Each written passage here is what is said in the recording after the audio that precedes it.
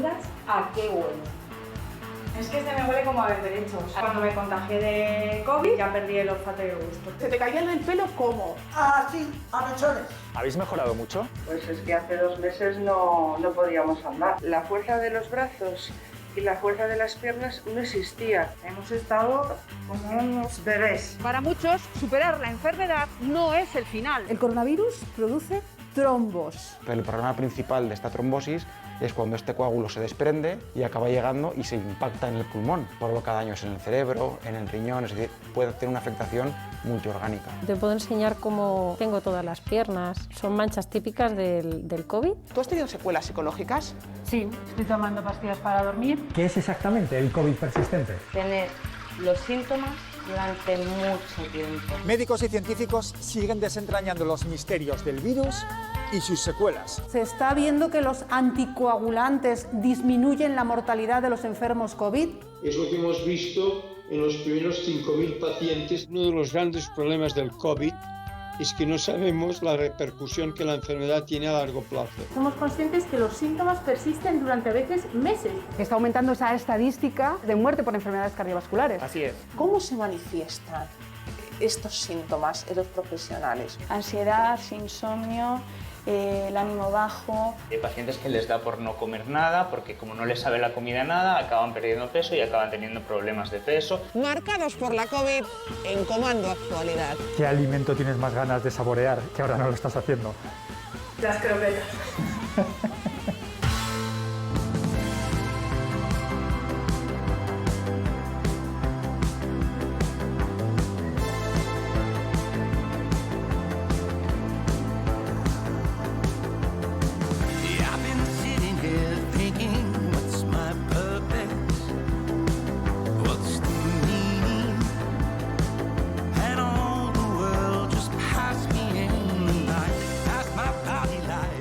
Más de la mitad de los enfermos que se recuperan de la COVID-19 tienen secuelas psicológicas. Las más frecuentes, ansiedad, estrés postraumático y depresión. La soledad y el aislamiento social que acompañan a esta enfermedad dañan la salud mental, no solo de los pacientes, sino también de los familiares. Arturo, voy a preparar unos cafecitos. Rosa, ¿cuándo te enfermaste por coronavirus? Pues en marzo. ¿Fuiste de las primeras? Sí. Luego, Empecé con fiebre, yo no sabía ni que tenía COVID ni nada. Y de repente me tuve que ir a urgencias porque me dio como un cólico de vesícula, una diarrea, morí. Me fui a Puerta de Hierro y de repente me hicieron una radiografía y me dijeron, tiene neumonía bilateral. Y dije yo, pero si no toso, tengo 98% de oxígeno. Imposible. Y me dicen, tiene neumonía bilateral. Y digo, ¡ay, el café! Teresa, por hablar contigo, qué desastre. ¡Ay, lo siento mucho! Que te estaba contando. Sí. A los 2 meses, tranquilamente, empiezo a notar que se me empieza a caer el pelo. 2 meses después de haberlo pasado, Después de ser haberlo negativo. pasado, claro, Una de claro. las secuelas del COVID. Ay, no te lo puedes imaginar. Pero se te caía en el pelo, ¿cómo? Así, a mechones. De repente. O sea, me peinaba y el pelo y el suelo todo lleno de pelo. Espera, que voy a llevar esto a Arturo. Arturo, te traigo ahora el azúcar, hijo. No tenía ganas de nada, me moría de la vergüenza. Me dieron la hidroxicloroquina y me dijeron, váyase a casa, convencidos de que iba a volver. Convencidos. De que te iban a ingresar. ¡Hombre! Pero convencidos. Lo que pasa es que, bueno, mira, me tocó la lotería y no tuve que ir. Te voy a enseñar las calvicies que tenía. Mira, mira, mira. Mira, por favor, qué transparencia. Si es que es una cosa... Esto es un show. Si se te veía el cuero cabelludo. Se me veía el cuero cabelludo. Me quedé al 50% de pelo. El peor momento era cada día nada más lavarme la cabeza, enrollármela y luego delante del espejo quitarme la toalla. Y pensaba, ¿qué aparecerá hoy? Y aparecían los 4 pelos así como de ratón. Yo me moría. La caída del pelo por la COVID pasa y uno se empieza a regenerar poco a poco. ¿Ahora estás ya al 100%? Estoy al 90%. ¿Y qué otras secuelas te han quedado? El cansancio permanente y un poquito de depresión.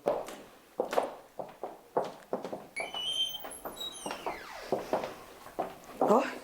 ¿Qué casa tan bonita tienes? Sí, es muy agradable. ¿Vives sola con tu marido? Sí, vivimos aquí los dos. Claro, con esta casa, con 1000 metros de jardín, ¿Es más fácil pasar un confinamiento? ¿Eso Sin te duda. salvó de no caer en una depresión más profunda? Sin duda, sin duda. Yo todos los días me hacía mis recorridos por aquí, aún debilita y todo, con mi batita, iba caminando por todo el jardín, me hacía todos los circuitos. Habíamos creado un circuito alrededor de la piscina y tal, y me dio la vida. Yo creo que por eso me puse mejor, aunque el corona no distingue de clases sociales ni nada, la verdad es que como lo cojas. Pero bueno, es verdad que esto me ha ayudado muchísimo. ¿Tienes hijos? Sí, sí. Tengo una hija y 3 hijastros. ¿Y a qué te has dedicado toda la vida? Uy, yo he sido joyera, soy economista, he tenido muchas cosas en mi vida. Nos vamos ahora al Hospital Ramón y Cajal. Pues suerte, cuidaros, ¿eh? Una cosa, que vamos ahora a hablar con psicólogos y psiquiatras en el Ramón y Cajal. ¿Tú crees que en España cuesta mucho pedir ayuda psicológica? Muchísimo, además es una especie de tabú. Está como unido a que estás como un poco, y no, yo creo que deberíamos ir al psicólogo todos. Pero vamos, que no es todos. algo de lo que avergonzarse. Para nada, al Esta revés. pandemia nos ha bajado el ánimo a todos. A todos. Estadísticamente, A todos. un 30% de la población se siente más decaído, con estrés, con angustia. Hombre, claro. El 50% de los enfermos del COVID que se han recuperado reconoce que tiene secuelas psicológicas. Sí, no hace falta pasar el corona. Cualquier persona, solo por el tipo de vida que le han cortado las alas, en cuanto te cortan tu libertad, te cortan todo. Un placer, Rosa. Igualmente. Muchísimas gracias. Buen Igualmente. día. Hasta Adiós. luego.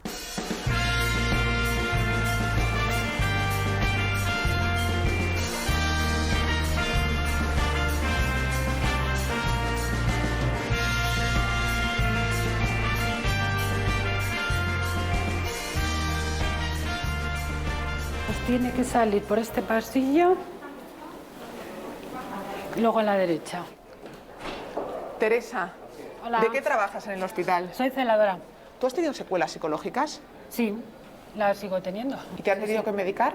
Sí, estoy tomando pastillas para dormir, sobre todo, y bueno, por el día también tomo pastillas para estar más tranquila.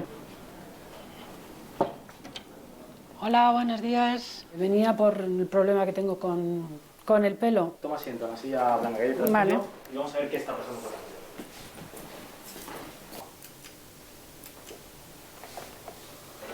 ¿Los sanitarios qué habéis vivido que os ha dejado tan tocados? Pues sobre todo el tema de la familia, ¿no? El ver que aquí entraban los pacientes con la familia, se despedían en la entrada de urgencias y tú sabías lo que podía pasar después, que ya no los iban a volver a ver, ¿no? Ellos eso no lo sabían. Y eso ha sido muy duro. Yo eso es algo que todavía no... Porque claro, aquí un día malo de la primera ola, ¿cuántos fallecidos podía haber? Pues depende. Yo entro a las 8 de la mañana y preguntabas a los compañeros si ha habido noches de 40, 50, incluso más fallecidos. ¿En un solo hospital? En una sola noche. ¿Por qué se produce esta caída de pelo? ¿Qué pasa? Es por una inflamación masiva. La inflamación masiva cambia el ciclo capilar y eso fuerza al pelo a que deje de crecer y se caiga. Y entonces el pelo cuando no crece se cae automáticamente. Lo que pasa es que la caída tiene un retardo de 2-3 meses. Esto es transitorio. Absoluta tranquilidad. En la inmensa mayoría de los casos, a los 6 a 9 meses se recupera todo el pelo que se ha podido caer y lo normal es que unos 2-3 meses después de que empieza la caída sea ya muy poco llamativa. He tenido pacientes que han tenido cáncer de mama y me recordaban que con el efluvio después del COVID se les ha caído más pelo incluso que con la quimioterapia. Entonces era rememorar de nuevo estrés del pasado, ¿de acuerdo? Imagino que trabajas mano a mano con la psicóloga. Efectivamente, en muchos de estos casos habitualmente a veces hay que derivarlos porque el impacto psicológico puede ser muy tremendo, sobre todo porque el problema es que como esto tiene un retardo, 2-3 meses después, esa caída de pelo muchas veces recuerda lo que pasó hace 2 meses y nunca sale de ese ciclo, digamos, de estrés continuo que parece que es este año. ¿Qué tratamiento tiene? La caída de pelo, el efluvio telógeno, Sí. Afortunadamente una vez que desaparece la causa que lo provoca, en este caso es la inflamación masiva por el virus, las citoquinas, en principio con eso se resuelve solo. Pero es verdad que a veces en algunos pacientes pueden requerir un poquito de ayuda para agilizar los trámites y además de lavarse el pelo con frecuencia, a veces utilizamos minoxidil tópico o incluso en pastillas, ¿de acuerdo? Y suele ser útil para parar la enfermedad. Óscar, me dices que es habitual que los pacientes te vengan con manojos de pelos que se les ha caído al lavarse la cabeza o incluso bolsas enteras llenas de pelos. Sí, es habitual. Las mujeres suelen tener en el bolso varias bolsas de pelo, ¿de acuerdo? Para dejar constancia de que esa caída de pelo es real y es muy significativa. Raro es el día que alguien no me llore en consulta diciendo que si no se va a quedar calva, en lo que yo siempre aseguro que no, que el pronóstico es excelente, que van a recuperar todo el pelo con facilidad, y siempre intento tranquilizar mucho. Es verdad que es muy aparatoso, sobre todo si alguien tiene el pelo largo, ver cómo hay tanta caída de pelo, pero es algo en general reversible. Estos efluvios se revierten solos. En dermatología por la COVID también notáis que hay más flujo de pacientes. Sí, desafortunadamente más a nivel de cáncer de piel. De hecho se ha estudiado y hay artículos que han publicado que por todo el tema de la pandemia muchos cánceres se han dejado de ver tanto y ahora nos están viniendo y tenemos que operarlos con cierta premura porque han pasado muchos meses sin ser vistos. Los pacientes estaban asustados en casa sin salir y ni ir al médico, ¿de acuerdo? Entonces sí, por supuesto ahora hay mayor carga de trabajo. Además muchos de nosotros también estábamos atendiendo antes pacientes con COVID y no hacíamos nuestras funciones de especialista y ahora volvemos a hacer lo que teníamos que hacer. Bueno, Teresa, pues te vas a tomar una pastilla al día antes de cenar, ¿de acuerdo? Hemos leído estudios que dicen que los hombres calvos tienen más riesgo de sufrir COVID. Los factores de riesgo actualmente para tener un COVID más grave sería primero estar obeso, después probablemente tener diabetes y quizás también tener alopecia androgenética. Por eso, evidentemente, pues, si eres un varón de más de 60 años con sobrepeso, con exceso de azúcar y encima con pérdida de pelo, pues quizás es el prototipo de paciente que puede tener complicaciones graves por el COVID.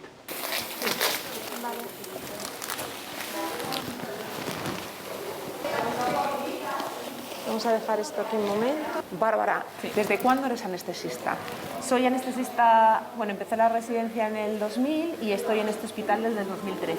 ¿Por qué casi todos los sanitarios, 2 de cada 3, tienen ansiedad, estrés, shock postraumático? ¿Qué ha pasado? La pandemia ha significado pues, un momento de crisis para todos. En la primera ola todos teníamos mucha fuerza, muchas ganas de estar ahí y muchas ganas de darlo todo. Pero a medida que va pasando el tiempo y que esto se va haciendo más largo, aparece el cansancio, que es lo normal. ¿Qué tipo de estrés vivisteis? ¿Horas extras? ¿No librar? ¿No?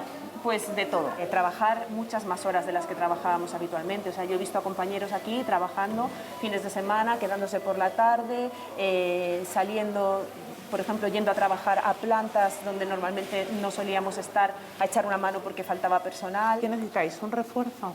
Necesitamos tener la sensación de que no somos los únicos que estamos remando aquí. Esto ha significado una crisis, incluso que hay gente que se plantea su vocación, se plantea si realmente vale la pena estar aquí o no. Y eso en el fondo no es más que una muestra del desgaste que hemos vivido. Hola, Carmen, Patricia. Sí, pasa, por favor. Hola, mira, soy Bárbara, soy del servicio de anestesia, que es que el otro día estuve hablando con Patricia de estas unidades que estáis montando de apoyo a profesionales. Son grupos bastante informales. Con esto quiere decir que todo el mundo puede venir, todo el mundo que quiera, es entrada libre, ¿vale? Voluntario, no obligamos a nadie. Estamos entre psicología y psiquiatría y un poco la gente que quiere colaborar del servicio. ¿Qué grupo habéis creado? ¿De qué estáis hablando? Verás, son unos grupos de apoyo a profesionales, sanitarios, tanto enfermeras como auxiliares, celadores, médicos, cualquier profesional del hospital que haya necesitado preguntar por ayuda, le ofrecemos estos grupos. ¿Cómo se manifiestan estos síntomas en los profesionales? Ansiedad, insomnio, el ánimo bajo, la capacidad de disfrutar, de desconectar, desaparece, ¿no? ¿Cuesta mucho pedir ayuda y decir no puedo más? Cuesta mucho pedir ayuda y me alegro mucho además de que lo menciones porque es algo que sale en los grupos siempre, ¿no? No es capaz de venir todo el mundo al grupo. ¿Por qué? Porque tengo que reconocer que estoy mal y tengo que exponerme ante los compañeros. Y eso es difícil, pero es necesario y es una de las cosas que más trabajamos en el grupo, el poder normalizar lo que siento, el poder dejar de ir en automático y de yo soy el héroe, ¿no? Esta palabra que tanto nos chirriaba a todos los profesionales porque realmente hemos sacrificado mucho, ¿no? Hemos dado mucho de sí, pero eso lleva un desgaste emocional acompañante brutal. Si nos hubiéramos quedado en la primera ola, pues probablemente hubiéramos salido de otra forma, pero ha venido una segunda ola y ha venido un desgaste con ello emocional del que no nos habíamos recuperado. Y ahora es cuando está flaqueando mucho el ánimo, la fuerza, la disposición. Estamos hablando del agotamiento en la segunda. ¿Vislumbráis una tercera ola o eso no podéis ni pensar en ello? Sí, ya se vislumbra. Ya se vislumbra, sí, está claro. Hay pacientes post-COVID que pasados unos meses siguen sin olfato ni gusto. En este hospital les ayudan a entrenar y recuperar, entre otras cosas, la sensación de oler y saborear la comida.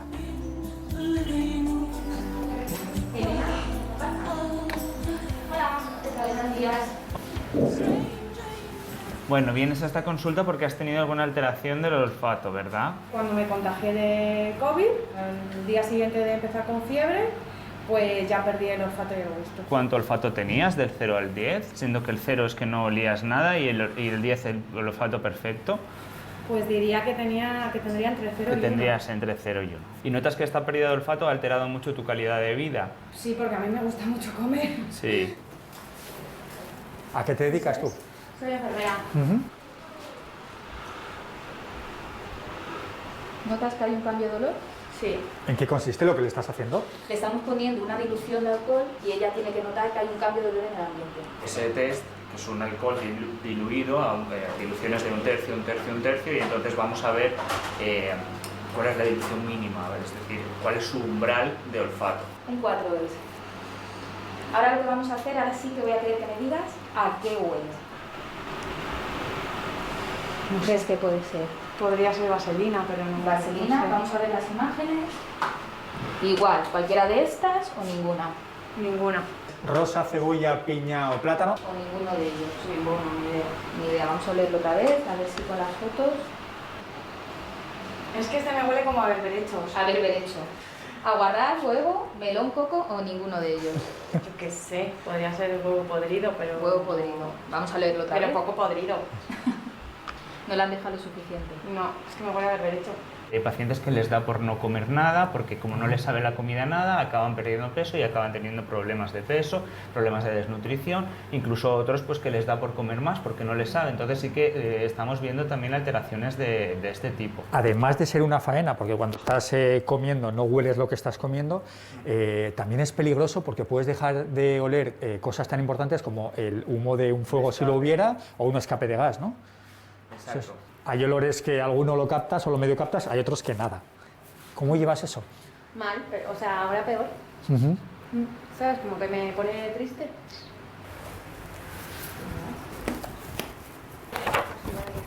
Vamos a hacer ahora una prueba que es una camarita que va por la nariz. ¿Y esto para qué, Pablo? Necesitamos ver la fosa nasal por dentro para saber si tiene algún otro tipo de alteración que le pueda estar dando esa pérdida de olfatos.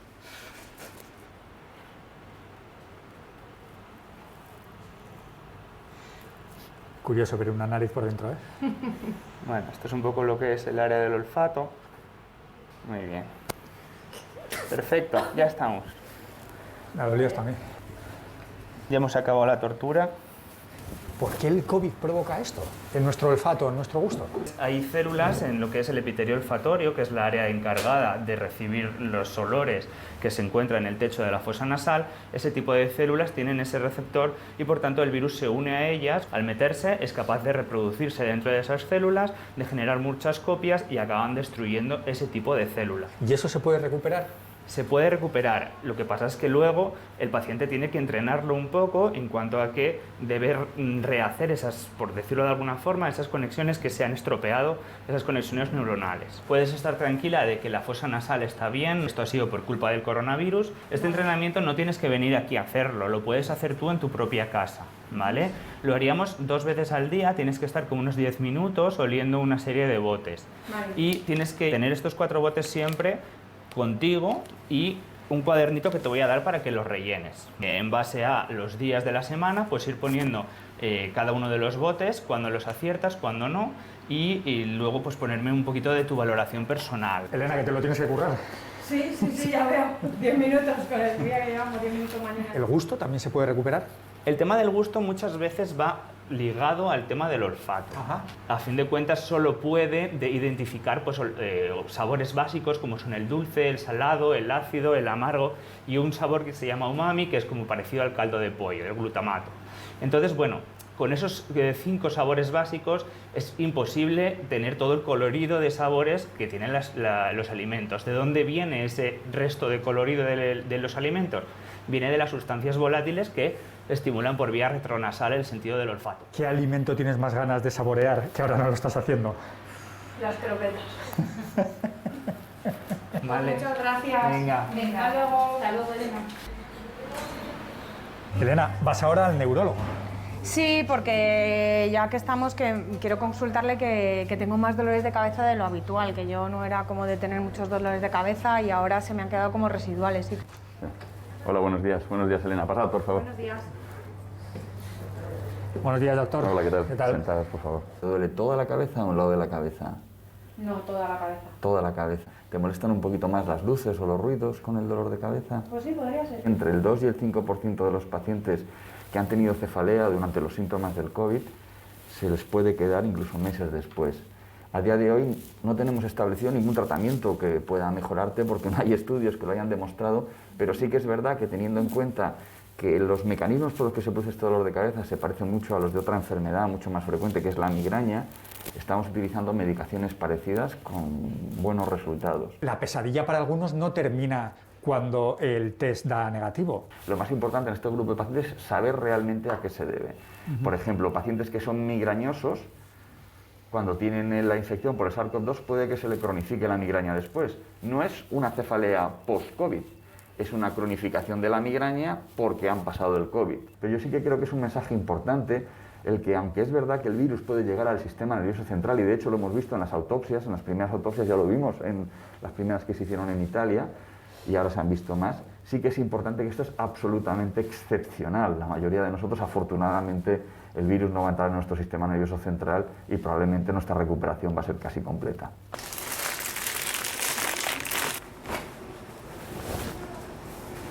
Nos vestimos así para entrar a esta sala de neumología, donde le van a hacer pruebas a un paciente que ya está sentado. ¿Qué tal? Buenos días. Aquí tenemos la consulta de seguimiento post-COVID, sobre todo respiratoria. Tras haber pasado la infección SARS-CoV-2, persisten con esos síntomas como disnea o alteración en las radiografías, pues le hacemos una prueba de función pulmonar. Con esto, nosotros a los 3 meses queremos ver cómo el paciente, cómo puede encontrarse en su situación respiratoria. Coja aire, échelo y vacíe un poquito, vacíe. Coja mucho aire, llene el pecho mucho, llene. Sople fuerte, siga, más. No se pare, continúe todo lo que pueda. Cuando el paciente tiene esta dificultad respiratoria, pero las pruebas de función pulmonar son normales, estamos tranquilos. Sabemos que el enfermo no está desarrollando una secuela, una complicación.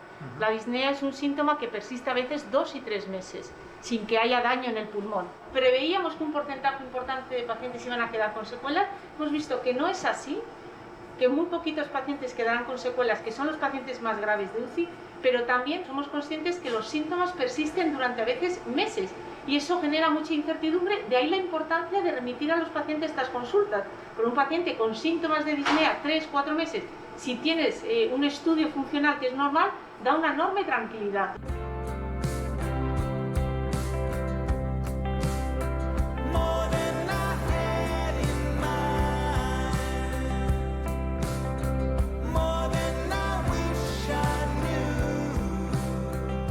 La pesadilla de muchos pacientes no termina cuando salen de la UCI. A partir de ahí comienza un largo recorrido de recuperación que se hace en unidades post-COVID como la que hay en este hospital. Despacito, sigue por la efectiva, un poquito más. Despacito corto, niño, y mantenerlo. Aguantamos ahí un poco. Ahí, aguanta un poco. Nuria y Roza, 2 de las pacientes que están aquí en esta unidad post-COVID. ¿Qué tal? ¿Cómo estáis? Buenos días. ¿Cómo lo lleváis? Bien, aquí estamos. Oye, así a primera vista se os ve bien, que estáis trabajando bien. ¿Habéis mejorado mucho? Pues es que hace 2 meses no podíamos andar. ¿Tú, Nuria, cuánto tiempo llevas aquí? Pues 2 meses. ¿Y tú, Rosa, cuánto tiempo llevas? Yo también, 2 meses y... Y estáis ingresadas aquí y haciendo este trabajo a diario para recuperaros de las secuelas que os ha dejado el COVID. Sí, sí. Hemos estado como unos bebés, Sí, con pañales, que no han puesto la comida en la boca, que no hemos podido andar, como he dicho, y he costado mucho. De cuello para abajo no nos podíamos mover, ni ir al servicio, nos tenían que sentar, casi nos tenían que dar de comer, porque claro, la fuerza de los brazos y la fuerza de las piernas no existía, porque la habíamos perdido en la UCI. ¿Cómo saliste de la UCI? ¿Cómo estabas tú cuando saliste de ahí? Pues un poco descolocada. Bueno, de hecho, a mí me han dicho que estuve boca abajo, pero yo no recuerdo estar boca abajo. Yo, pues por ejemplo, tenía presente a mi marido y a mi hijo, yo los veía ahí, oía la voz de ellos y evidentemente mi familia no estaba en la UCI. Y luego, pues bueno, pues también recuerdo, pues como de estar en una nave espacial. Rosa, ¿tú cuándo enfermaste? Yo llevo en el hospital desde 30 de agosto. Así que me fui a trabajar. Soy cuidadora de personas mayores. ¿No sabes cómo llegaste al hospital? No lo sé. No me acuerdo nada. Y yo he pensado, claro, por las pesadillas que he tenido estas 2 semanas intubada, he tenido unas pesadillas que quieren matarme y estas cosas. Claro, yo me despierto con eso, que quieren matarme. Me he visto como muerta, un ángel por arriba, por encima, volando. Tal es la situación en este hospital, bueno, y en muchos otros, que se ha tenido que crear una unidad específica para gente que ha pasado el COVID. Así es. Desde el 20 de abril, que nos anunciaron que el primer paciente de convalecencia que nos venía era un post-COVID, la idea surgió de ponerles un poco, agruparles, porque una de las situaciones que ellos viven es mucho la soledad, entonces que se vieran entre ellos. De hecho, Nuria y Rosa comparten habitación. ¿Por qué es importante tenerlo todo unido en una unidad para la gente que está trabajando en el post-COVID? Porque somos un poco más efectivos a la hora de trabajar, van más seriados en orden y podemos trabajar con ellos mucho más eficazmente. Hemos empezado de cero, viendo un poco las secuelas que nos llegaban. Y con los recursos que ya teníamos de la neurorehabilitación los hemos ido implementando lo que era la unidad post-COVID. Socorro, ¿aquí qué se está haciendo? Pues mira, estamos implementando una de las ayudas que teníamos para el daño neurológico en los pacientes post-COVID para una recuperación más rápida. Aunque lo veas eso, que es un juego de que está cazando hormigas, está haciendo un movimiento asimétrico en un brazo que tiene movimiento, pero en el contrario no tiene nada de movimiento por un daño neurológico, incluso por un daño articular. Al mover simétricamente, el cerebro está llegándole la señal de que ese brazo se está moviendo y en muchas ocasiones despertamos esa zona que ha quedado totalmente dormida y esos músculos no se están atrofiando porque está haciendo el movimiento. Los síntomas que deja el COVID son muy variados. Es que tratar muchas cosas muy diferentes, ¿no? Es multiorgánico y cada vez nos estamos llevando sorpresas y cada vez tenemos más clínica y tenemos síntomas que no esperábamos encontrarnos. Cada día es una sorpresa, cada día tenemos que muchas veces implementar nuevas técnicas o nuevas ayudas para recuperar a estos pacientes. Creo, Socorro, que es el segundo día desde que han estado ingresadas que salen a la calle. Efectivamente, segundo o tercero. Lo que hacemos antes de que se vayan de alta es que practiquen en terreno que no es tan controlado como dentro del hospital. Bordillos o escaleritas pequeñas para ellos puede suponer un hándicap terrible o algo que no pueden solventar. ¿Seguras o no? Bueno, bien. ¿Seguras? No. Porque... Se han quedado con mucha pérdida de masa muscular. En el caso de ellas dos, además con un dolor lumbar por tanto tiempo en prono y aparte lo que hablábamos antes del equilibrio. Para bajar un escalón siempre estamos sobre un pie, otro en el aire y necesitamos mucho equilibrio en eso, entonces no se sienten seguras. Socorro, vamos a entrar en una de las habitaciones. Efectivamente. ¿Quién está aquí? Es Mercedes, una de las últimas incorporaciones a la unidad. ¿Qué tal, Mercedes? ¿Cómo estás? Bueno, un poco mejor. Un poco mejor. Un poco mejor. ¿Has estado ingresada en la UCI? Sí. ¿Cuánto tiempo? 18 días en la UCI. Intubada, sedada. ¿Con qué secuelas has salido tú de la UCI? Pues el no poder caminar, no tener fuerza en los brazos, temblarme mucho las manos y nada, ninguna estabilidad. He hecho una mierda. Para mí ha sido horrible. Sí. Sí, la soledad, el estar sola, totalmente sola, en una habitación encerrada, que solo entraban a llevarme la comida, cambiarme y poco más. ¿Cuánto tiempo llevas sin ver a tu familia? Pues desde el día 31 de octubre. Les he visto por la ventana de la habitación donde estaba antes, que se han venido ahí a un árbol y desde el árbol pues les he visto. En el caso de ella, en concreto, lo del logopeda fue porque nos comentaba que cuando salió de la UCI no sabía ni masticar, no se acordaba ni de masticar. ¿Psicológicamente cómo lo llevas? He llorado mucho. Sí. Sigo llorando. De todas maneras, la veis sonreír el primer día. Yo no conseguí sacarle una sonrisa ni... ¿En serio, Emocionalmente venía destruida. Carolina, ¿qué tal? Hola. Buenos días. Hija de Mercedes, ya sabemos cómo está ella. ¿Cómo estás tú? ¿Cómo lleva un familiar de una persona que está ingresada aquí? Muy mal. Se lleva muy mal y tu vida depende de una llamada de la UCI a diferentes horas al día. Siempre nos recomendaban que en una libreta apuntáramos cada día lo que nos decían y así a lo largo de los días sí que veías una mejoría de pasados los días. Para ella era muy duro cuando salió de la UCI darse cuenta de que no se podía valer por sí misma. Entonces, claro, luego entrar aquí y tener pues terapia ocupacional, los fisios, el logopeda, o sea, para ella ha sido un cambio súper importante y está avanzando muchísimo, o sea, día a día ella no se da cuenta, pero los que estamos fuera, solo con el tono de voz de cuando hablamos con ella por teléfono, se lo notamos. Desde que enfermó tu madre, ¿cuántas veces la has visto? La hemos visto una vez, mi padre una vez y yo otra, porque psicológicamente estaba muy mal y nos dejaron acceder al hospital. Esa fue la primera vez que mi padre pudo entrar a verla y luego cuando yo pude también entrar, que bueno, pues súper emocionante fue. ¿Hasta qué punto influye que no podáis ver a vuestra madre? Que los enfermos de COVID no puedan tener el apoyo de su familia cercano. Pues mira, psicológicamente creo que es muy duro, tanto para ella como para la familia. La palabra más importante es la paciencia. Hay que tener paciencia y poco a poco se llega a grandes cosas. Muchas gracias. A ver si pronto puedo estar con tu madre en tu casa. Ojalá que sí. ¿Qué tal, Bernardo? Hola. Bernardo fue uno de los primeros pacientes que tuvimos aquí en la unidad, que nos dio una alegría tremenda. O sea, Bernardo, que has estado aquí y ya has salido. Sí, ¿Sí? he salido. Yo entré aquí sin andar y gracias a Dios he salido de aquí andando. ¿Cuánto tiempo estuviste aquí? Pues aquí justamente ingresé el día 1 de julio y he salido el 19 de agosto. No sé si pesaría 49, pues 50 kilos. ¿En serio, En UCI, sí. ¿Cuántos días estuviste en UCI? En el UCI estuve 78 días. ¿78 días en la UCI? 78. Sí. Caí, bueno, me dicen los familiares que los 2 primeros meses estaría hablar, no me enteré.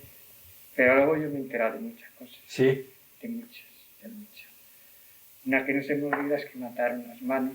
Vamos, los recuerdo, pues son escenas que nunca olvidaré. Nada, era un medio cadáver. Este, Diego, es el momento en el que tu padre sale del hospital. Hicimos una pancarta. Y sale por su propio pie, ¿eh? Sí, salió andando. ¿Y ahora haces vida normal? Sigo yendo a rehabilitación. 3 días a la semana y bueno. Y hombre, trabajar, pues yo estoy en activo todavía, no estoy jubilado, tengo 70 años. ¿Y a qué te dedicas? ¿Qué haces? Pues tenemos unas pequeñas tiendas de alimentación. Y bueno, aquí gracias al hijo, que es el que ha llevado toda la batuta de esto. Así nos cuenta la historia de tu padre, pero ¿cómo lo habéis vivido la familia desde fuera? Pues él lo cuenta lo que ha vivido el pobre, pero lo de fuera creo que pues hasta incluso más duro, seguramente. Porque sois más conscientes que él de lo que está pasando, ¿no? Sí, aparte de mi padre empezó con fiebre el 15 de marzo. O sea, empezó muy Tuvo pronto, 10 días en casa con fiebre, con mi madre, los dos juntos, pero estaba ya todo colapsado y el médico decía que se quedara en casa. Y decidimos llevarle al hospital. Yo me acuerdo de esa imagen que le metió en una silla de ruedas y ahí entraban como las películas de Pearl Harbor. Sí, ahí en ese momento, uno entraban, otros no entraban. Depende de la edad, depende si tenían si antecedentes o tenían cosas, pues depende. Es duro decirlo, pero hay mucha gente que en ese momento ya no entraba, no había sitio. Pero fue muy duro porque estuvo 5 días en planta nada más ingresar. Y nos llamaba el hombre, pero cada día que llamaba era peor. Sacarme de aquí, esto es un infierno, aquí no viene nadie a verme, no me puedo mover de la cama. Esto fue un miércoles por la tarde y el lunes a las 9 de la mañana nos llama un médico que había ingresado, que iba a entubarle. Pues imagínate. A partir de ahí solo nos hacían una llamada al día. Y el primer mes me acuerdo que mi hermana recibía las llamadas. Luego al mes ya dijo, Diego, no puedo más. Para ti. Y teníamos una agenda. Cualquier cosita que te decían, pues era como una montaña rusa. Un día bueno, un día malo, eso era la hostia. O sea, las informaciones eran terribles. Y yo, pues hombre, eso mi padre, imagínate mi madre en casa, con una depresión como un caballo. Mi madre estaba en compositivo, teníamos que llevar la comida, a mi mujer le llevaba la comida por el garaje, por el ascensor, pero ya no fue eso, fue que cogió fallos renales, una pancreatitis, una bacteria, no sé qué nombre tiene, no me acuerdo. De hecho, cuando le ve la médica, le dice, es un milagro. Es un superviviente, es un milagro. Esa es la realidad. Se ve que no era mi día, o mi hora. Me acuerdo la fecha del 19 de mayo, que fue la primera vez que le vi. Estuve 5 minutos y cuando salí, lo primero que llamé a la familia y le dije, papá está jodido, pero le queda chicha.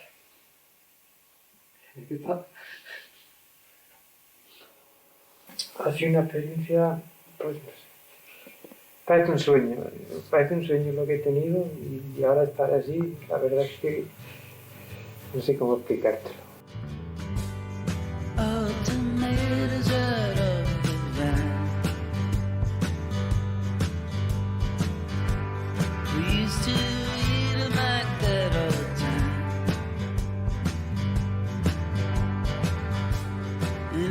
Infartos, trombos o ictus son algunas de las secuelas, según los investigadores, de la COVID. Se están estudiando aquí, en el Centro Nacional de Investigaciones Cardiovasculares, donde los científicos comprueban si los anticoagulantes reducen la mortalidad y cómo un fármaco que se lleva usando más de 40 años y es muy barato, cuesta apenas 2 euros, podría reducir las consecuencias de la COVID y beneficiar a millones de pacientes.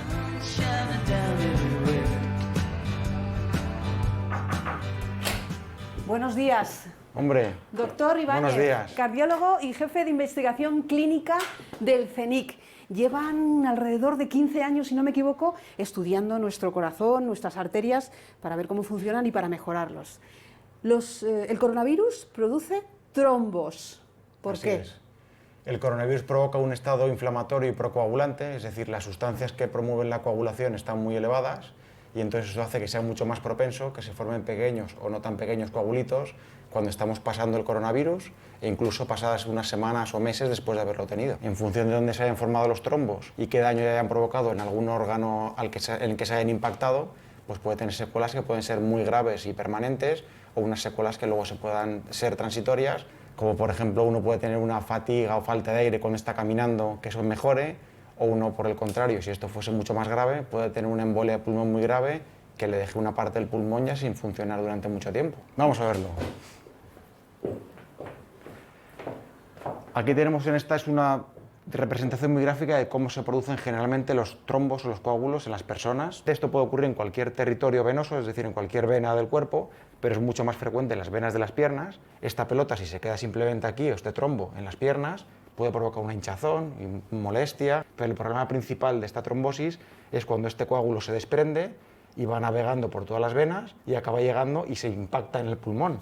Se impacta en el pulmón porque este trombo, que lo estamos viendo aquí en grande, es más grande que las arterias pequeñitas del pulmón. No permite que pase sangre y esto es lo que provoca lo que llamamos embolia de pulmón y si no se resuelve con un tratamiento urgente y demás, pues puede provocar un infarto grande en el pulmón y que esa parte del pulmón deje de funcionar.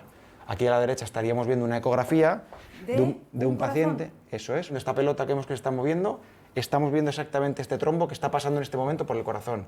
Lo hemos pillado infraganti pasando por el corazón y esto no está mucho tiempo ahí porque ¡bum!, acaba saliendo despedido y es cuando acaba llegando al pulmón. ¿Estos trombos se producen en todos los enfermos o en los que están en la UCI, los más graves? En los que están en la UCI son más graves tienen mayor propensión todavía, pero también lo hemos visto que incluso en los que son menos graves. Es decir, la probabilidad es menor, pero una persona que esté pasando un COVID moderadito tiene aún así más riesgo de tener trombos que una persona que no está pasando el coronavirus o la enfermedad de COVID-19. Cuanto más se estudia la enfermedad, cuanto más están estudiando ustedes los efectos del coronavirus, más patologías asociadas están saliendo. Efectivamente, el coronavirus no solamente provoca daño en el pulmón, que es lo principal, también provoca daño directo en el músculo cardíaco, provoca este aumento de trombos que estamos hablando, provoca daños en el cerebro, en el riñón, es decir, puede tener una afectación multiorgánica.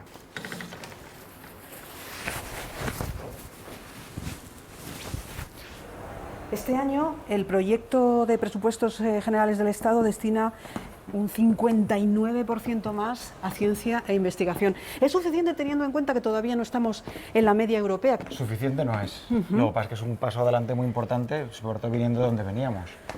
El 2% es más o menos la media europea, pero si queremos estar al nivel que deberíamos por el talento que tenemos en este país y por el futuro del país, deberíamos estar entre el 3 y el 4%. ¿Del Producto Interior Bruto? Pero bueno, yo creo que si pasamos del 2 y llegamos al 3, sería fantástico. Sobre todo porque esto es una inversión que en el futuro va a retornar en el país.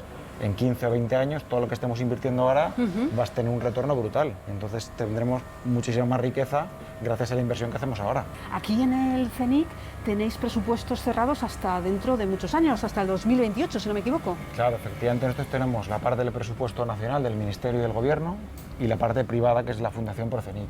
Saber que tienes hasta 2028 ingresos suficientes para seguir investigando tiene que dar mucha seguridad y mucha tranquilidad. Hombre, es una seguridad impresionante y sobre todo que te permite hacer proyectos a medio y largo plazo. Eso es fundamental. Claro. Pero no en todos los institutos españoles sucede eso. No, de hecho nosotros somos una excepción. Y ahora estamos aquí en la parte de laboratorio y aquí es donde están los investigadores que están trabajando en el proyecto desde la parte más de investigación. Eduardo, que es postdoctoral líder del grupo. Buenos y días. Agustín, que es nuestro estudiante de doctorado líder también del proyecto. Esto que tenéis aquí en la pantalla, Eduardo, es un neutrófilo. Eso es un neutrófilo. ¿Y qué es un neutrófilo? Pues un neutrófilo es un glóbulo blanco, una célula del sistema inmune, que en principio es la primera línea de defensa frente a infecciones, pero que a veces pues, se hiperactiva, se descontrola y en su afán por proteger acaba originando más daño que beneficio. ¿Eso es lo que estaría pasando con los neutrófilos en la COVID? Es decir, que de ser una defensa se convierten en un enemigo. Efectivamente, esto es lo que, como comenta Edu, que nosotros conocemos como inflamación exacerbada, pero sí que se puede entender muy bien, es como cuando uno tiene una picadura de un mosquito, que muchas veces la picadura es muy poquito, sin embargo se monta ahí un cirio, se inflama todo y esa es la reacción exacerbada de todo el sistema inmune, particularmente los neutrófilos. Esto lo habéis descubierto en vuestras investigaciones con el corazón. Eso es. Y ahora estáis viendo si se puede aplicar al COVID, a los pulmones. Los neutrófilos lo que hace es infiltrarse en el pulmón y producen daño, como hemos dicho, y entonces dañan las arterias y eso hace que el pulmón se llene de células inflamatorias y de líquido y compromete la respiración de los pacientes. Eso se puede ver aquí. Toda la infiltración, los puntitos estos azules, son los neutrófilos infiltrados en una imagen de pulmón de un paciente con COVID. Y también se ve como los neutrófilos lanzan unas redes que están diseñadas para proteger, para matar al patógeno, pero cuando esas redes se lanzan sobre las células de la pared de las arterias y sobre el pulmón, se produce el daño. Estas no son evidencias de nuestro grupo, pero sí que nos pusieron sobre la pista de que lo que nosotros estábamos trabajando con el metoprolol en el contexto del infarto podría ser muy beneficioso en el COVID. Mira, esto es una ampollita de metoprolol. Los pacientes que estamos en el ensayo clínico o los que tienen infarto les inyectamos intravenosamente 3 ampollas de estas. Es un fármaco que se viene utilizando más de 30 años, sobre todo se utilizaba para tratar tensión arterial alta y para tratar arritmias, y nosotros hemos visto en estos 15 años que además tiene un efecto muy importante sobre los neutrófilos, y esto en el contexto del infarto o ahora en el COVID hace que se reduzca mucho la inflamación y también los microtrombos. Este fármaco creo que es muy barato, ¿no? El metoprolol de hecho está fuera de patente, tiene más de 40 años y cuesta... Una ampollita de estas, el tratamiento completo de 3 ampollas cuesta menos de 2 euros. Este fármaco no se puede encontrar sin receta médica en las farmacias y tiene que ser un facultativo el que lo recete.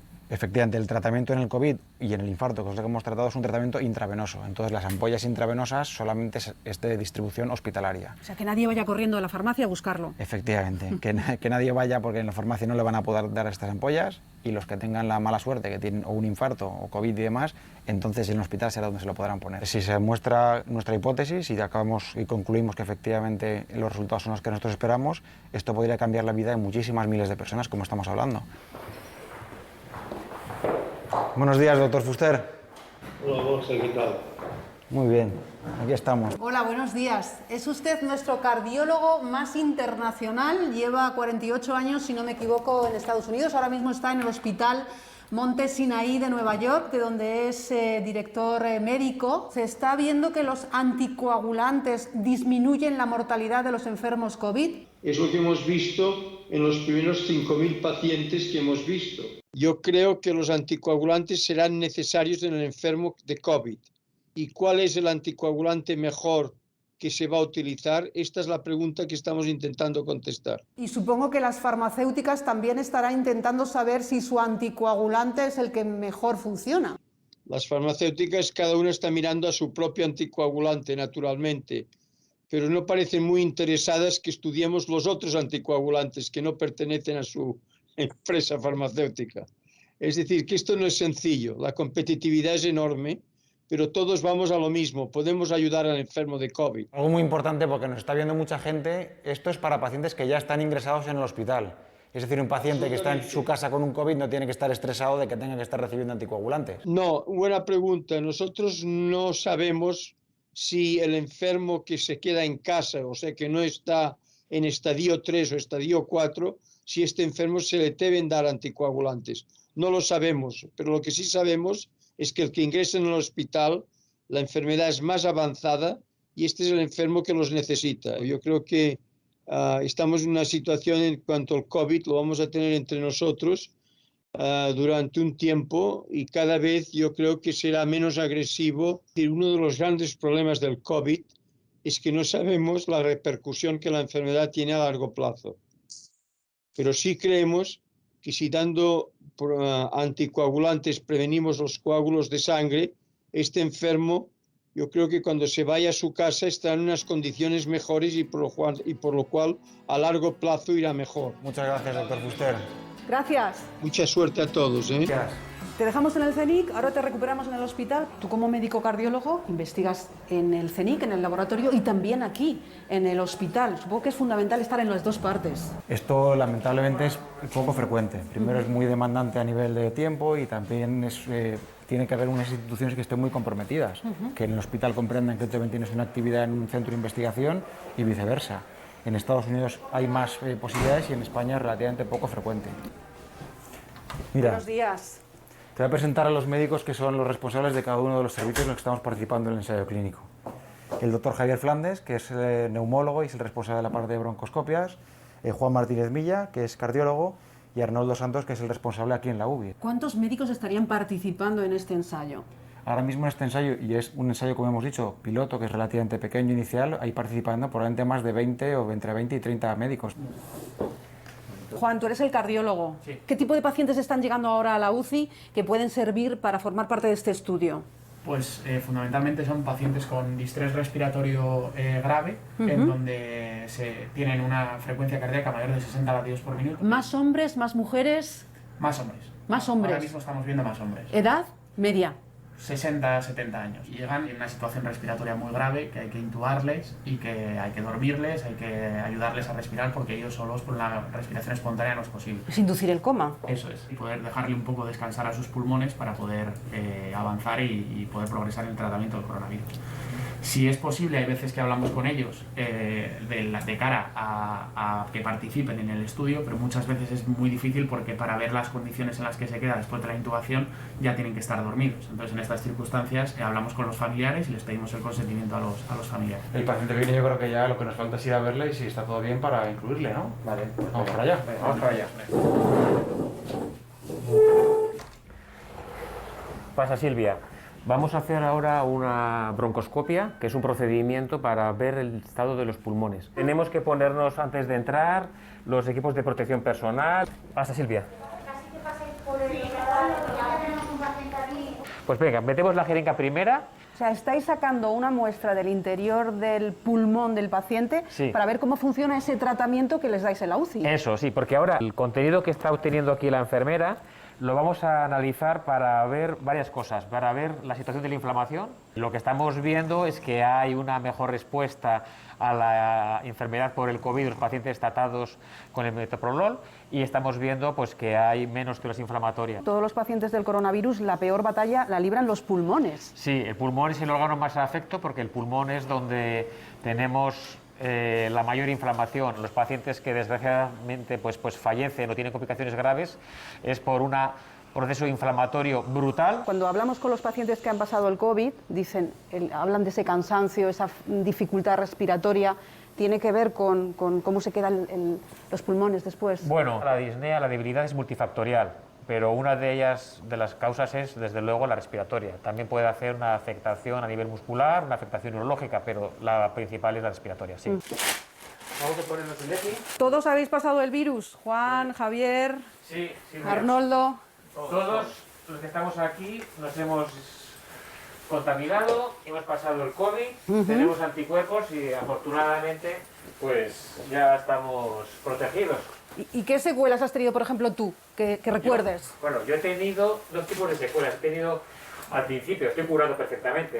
He tenido primero una parte sobre todo de pérdida de olfato, de gusto, y después hemos tenido un poquito de una pequeñita infiltrado neumónico. Pero sobre todo lo que más me ha afectado ha sido la diarrea, la pérdida del olfato y el gusto. Silvia, tú también tienes que ponerte el EPI, el mono y el FP3. Así que... Recordamos saltar la zona de la UCI donde está el coronavirus. Claro. Saltar en la UCI es obligatorio.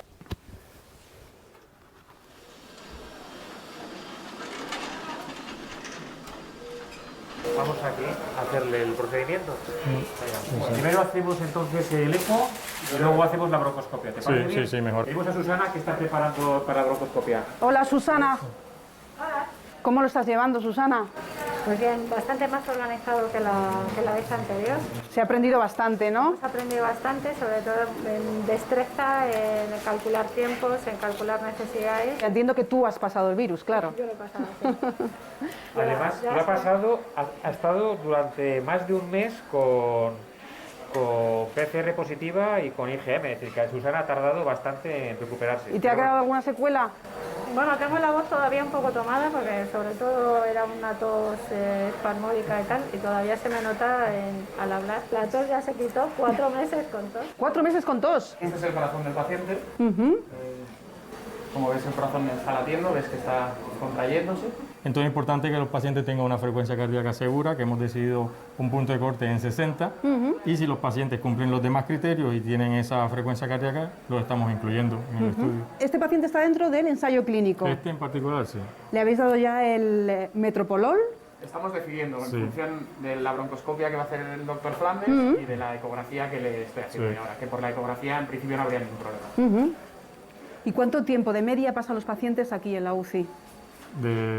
Con el coronavirus estamos teniendo una media aproximadamente de 3 semanas. Ahora la gente sí que viene más a las consultas porque hay datos que dicen que hay el doble de infartos con el COVID que ahora porque la gente no venía.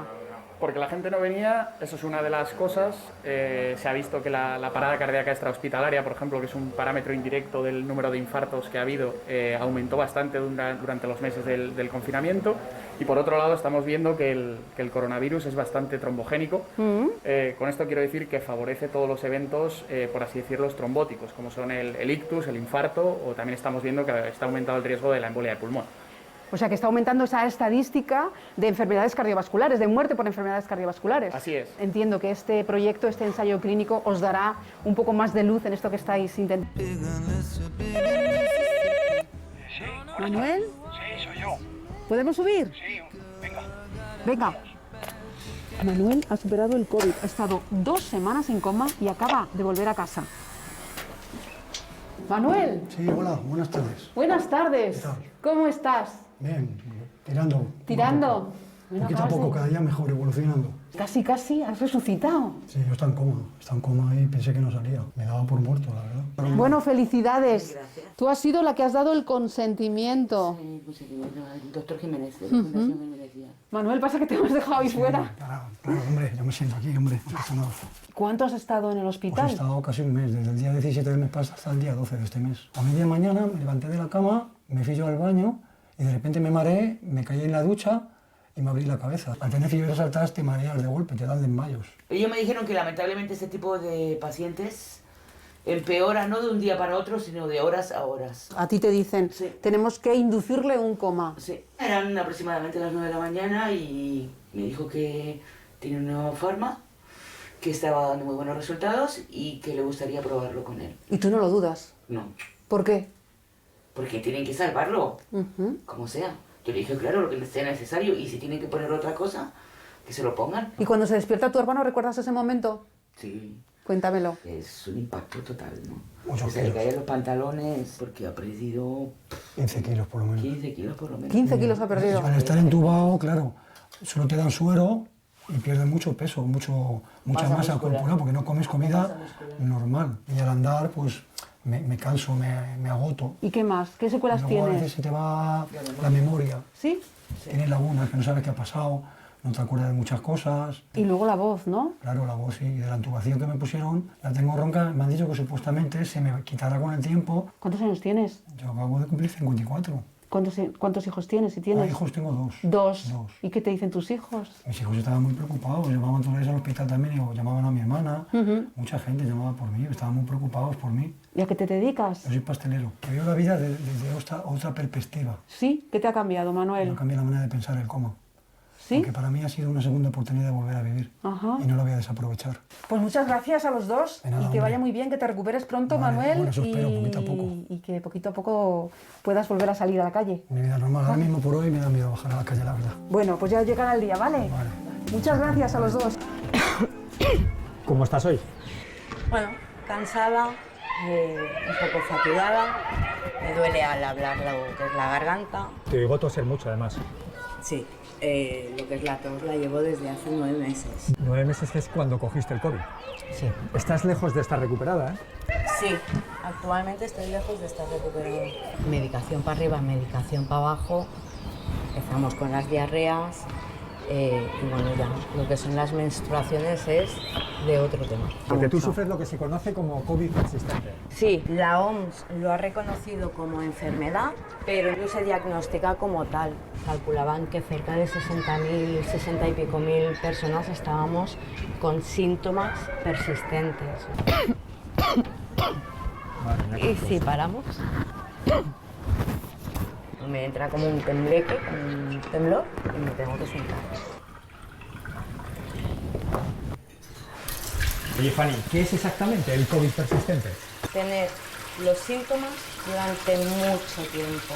¿Y qué os dicen los médicos? Buscan de todo. A mí me han buscado hasta lo que son parámetros de cáncer. Mi médico me sigue visitando y me sigue revisando. Pero llegó un momento que me dijo, no sé lo que tienes. ¿Esa es tu garganta? Esta es mi garganta. Ayer no la tenía con tanto exudado, hoy sí, y se me puso toda la oreja, lo que es realmente infectada. ¿Tú a qué te dedicas? Soy teleoperadora, soy comercial. ¿Trabajas de ello? Trabajaba de ¿Trabajabas? ello. Trabajaba de ello. ¿Qué ha pasado? Pues que a raíz de la baja me llamó la empresa y me dijo que rescindía el contrato de un día para otro. Eso de estar trabajando, hablando por teléfono, ponerte al día, era insoportable. Se me olvidaba, luego vendía calderas y en vez de calderas decía salidas de tubo de escape, o sea, era horrible. Vamos a llamar a Pilar Rodríguez Ledo, que es una doctora que está haciendo una investigación muy exhaustiva de lo que os pasa a miles de personas. Hola. Hola Pilar, ¿qué tal? ¿Cómo estás? Muy buenas. Pilar, ¿qué es esto que lo estáis investigando vosotros? Bueno, pues esto es algo de lo que nos queda todavía mucho por saber. Los síntomas, algunos de los que había antes y otros a veces nuevos, persisten en el tiempo, más allá de 12 semanas e incluso más allá de 6 meses. Hemos puesto en marcha varias líneas de trabajo, una de ellas dedicada a la investigación.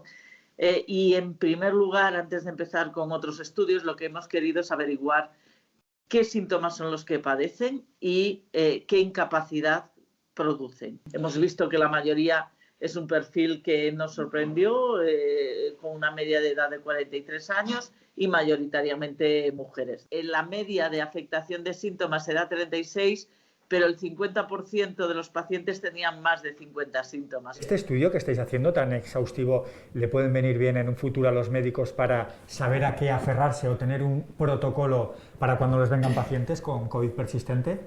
Nosotros esperamos que sí, con ese convencimiento lo estamos intentando, ¿no? Porque de esa manera podremos actuar más intensamente con ellos e intentar reducir que el menor número posible tengan persistencia de síntomas.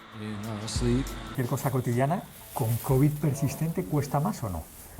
Sí, ahora por ejemplo que me duele la espalda, pues tampoco puedo cargar demasiado porque si no después, a lo largo del día, pues me cuesta más realizar todas las tareas. Oye Elizabeth, ¿cuánto tiempo llevas tú con esto que se conoce como COVID persistente? 9 meses, finales de febrero comenzaron mis hijos y posteriormente comencé yo. ¿Cuántos hijos tienes? 3. ¿Y 9 meses con qué síntomas? Un resfriado, malestar de garganta, mucosidad, dolor de cabeza, malestar general, Empezaron los síntomas digestivos, también tuvimos sintomatología en los ojos, los niños tenían legañas, yo tenía los ojos secos, erupciones en la piel. ¿Y tú has dado positivo de COVID? No, ¿no? En ningún momento. Las PCRs que me han hecho varias negativas también, y en mi caso yo tengo 3 niños, 2 dan positivo y otro también da todo negativo, como yo. ¿Cómo se explica eso? No se lo explican. Toma, cariño. Bueno. Hola, mi amor. Gracias. Elizabeth, ¿tú a qué te dedicas? Yo soy profesora. ¿Trabajas de ello? Actualmente no. Actualmente... ¿Desde hace cuánto no? Pues estaba trabajando cuando caí enferma, entramos en situación de ERTE y hubo finalización de contrato. ¿Y estás ahora como para trabajar 8 o 10 horas al día? No las puedo rendir. Si rindo en el trabajo, no rindo en mi casa. ¿Os han dicho alguna vez que a lo mejor que es un problema psicológico eso? ¿O os lo insinúan, os lo dicen? Constantemente. Que es que estás pensando mucho en lo que te está pasando, que te estás obsesionando, que no puede ser que tengas esa sintomatología que tú describes, porque es tan variada, es tan compleja, pero no es el plano psicológico el que te genera toda esta sintomatología. Es que tú estés con unos síntomas que al final te generan una angustia. Pasa, corazón. Elizabeth, ¿y esta foto es de ayer, por la noche?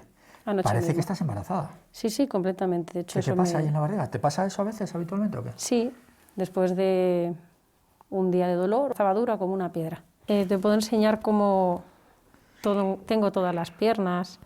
Llenas de manchas, ¿no? ¿Son manchas? Sí, son manchas típicas del COVID. Antes de la llegada del COVID, ¿esto te había pasado? ¿Te habían salido manchas? No, nunca. ¿No? ¿Esto por qué los tienes así? Estos fueron unas analíticas. ¿Esta analítica que te estás haciendo, por qué es? ¿Para qué es?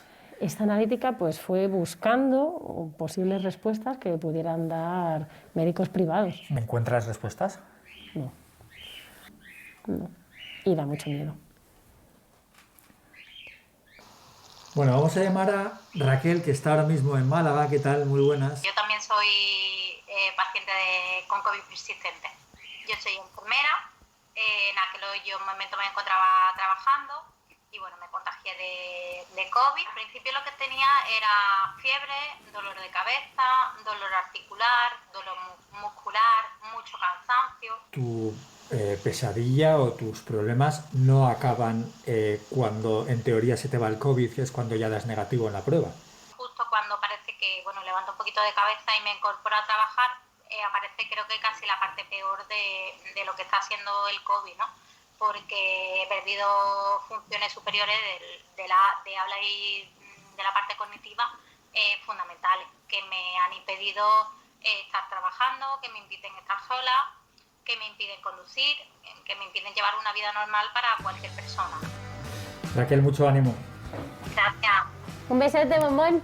Sois tantas que habéis creado una asociación. Efectivamente. ¿Cuántas personas estáis en esa asociación? Pues casi 2.000. ¿2.000? Casi 2.000 personas.